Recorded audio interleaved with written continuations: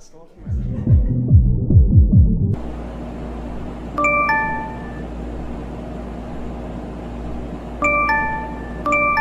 นางเงียบๆกิ๊กเพียบนะคะแค่นางเงียบๆนะเก็บเรียบเลยนะ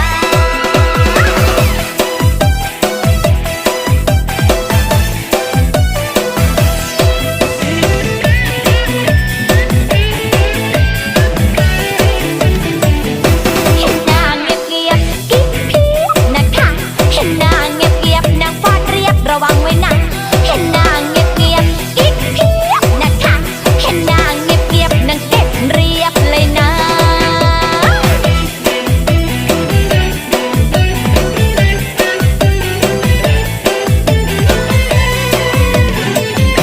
กิ๊กอยู่ในตู้ชู้อยู่ใต้เตียงแฟนเก่าอยู่นอกระเบียงคนเลี้ยงกำลังจะมากิ๊กอยู่ในตู้ชู้อยู่ใต้เตียงแฟนเก่าอยู่นอกระเบียงใสๆถ้าไม่รู้ภาษีภาษาให้พูดทะลึ่งออกมาก็ทำท่าทำทีเป็นอายสร้างภาพไว้อินโนเซนต์มือเหมือนเป็นคุณยายแต่เบื้องหลังร้ายจะตายเธอแอบกินลายแล้วล่ะแค่นางเงียบๆกิ๊กเพียบนะคะแค่นางเงียบๆนางฟาดเรียบระวังไว้นะแค่นางเงียบๆกิ๊กเพียบนะคะแค่นางเงียบๆนางเก็บเรียบเลยนะ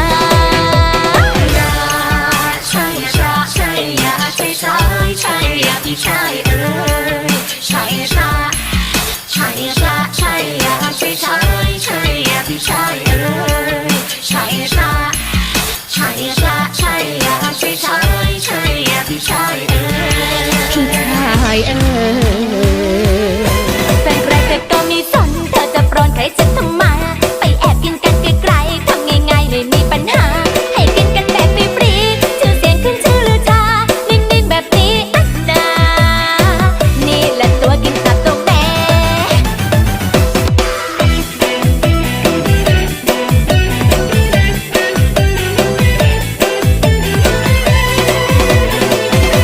กิ๊กอยู่ในตู้กิ๊กเพียบนะคะแค่นางเงียบๆนางฟาดเรียบระวังไว้นะแค่นางเงียบๆกิ๊กเพียบนะคะแค่นางเงียบๆนางเก็บเรียบเลยนะ